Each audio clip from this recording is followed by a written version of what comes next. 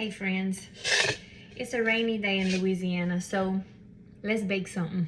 We're gonna make sourdough lagniappe granola. Now I've made a video on this before, but since then I kind of do things a little differently. I'm gonna do two batches. One of them's gonna be a chocolate chip version and the other one's gonna be with raisins and cranberries. So get yourself two big bowls.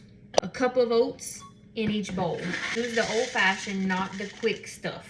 On each bowl you're gonna put a quarter cup of chopped pecans and a quarter cup of sliced, slithered, chopped, however you want, almonds.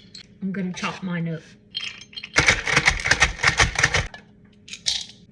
One of the bowls, we're gonna do quarter of a cup of cranberries, a heaping quarter, and a quarter of a cup of raisins. Now in this bowl, I got a little pack of the mini semi-sweets. You can use any type of chocolate chip you got. Do a heaping quarter cup. We gotta work on our wet ingredients now. Yeah! So I'm gonna do all the wet in one bowl and then I'm gonna divide it evenly-ish between the two batches, okay? Half a cup of oil, it says, and I like to use coconut oil. Melted. Now get out your sourdough lagniappe from the fridge. Half a cup of honey. Okay. Half a cup of your sourdough lagniappe. And I'm sure you can make this recipe without the sourdough discard. You might just have to add a little bit of flour or something as a binding agent, because that's really what this does. It helps it hold together. And it's a great way to use your lagniappe. Half a cup of brown sugar. You can use light or dark, it's up to you. Half a teaspoon of salt. 1 teaspoon of cinnamon. 1 teaspoon of vanilla. Y'all use the cap to measure your vanilla too? All right, this is all the wet. Let's mix it up. Keep mixing till you don't see no more oil separation on the top. It'll all come together. All right, now we're gonna take our wet ingredients and divide it between the bowls as best you can.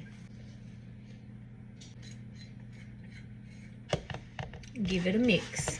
When I did this recipe on the first video, I did it all in one big batch and I put it on one baking sheet.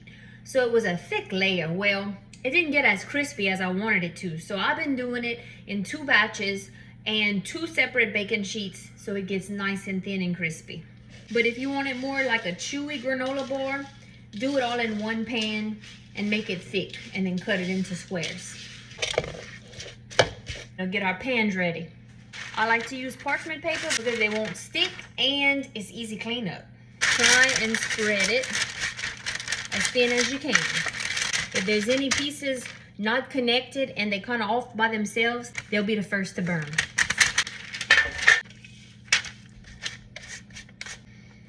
I just feel like it didn't make. No wonder.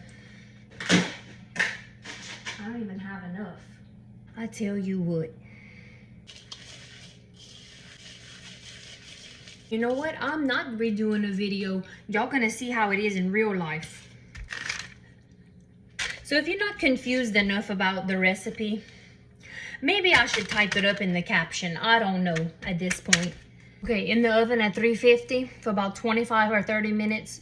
Check on it, especially when you start smelling it. You need to check on it, make sure it's not getting too brown. All right, here's the chocolate chip batch. See how the outside starts to get really brown? You gotta watch that before it burns. And here's the other batch with the cranberries and the raisins. It's cooled off, and listen to this crunchiness. Now this one, I mean, you could tell it's a little more dense because I forgot the extra oats in it, but it's kind of chewy because it was wetter. Still gonna be delicious though. I bet my kids like this even better.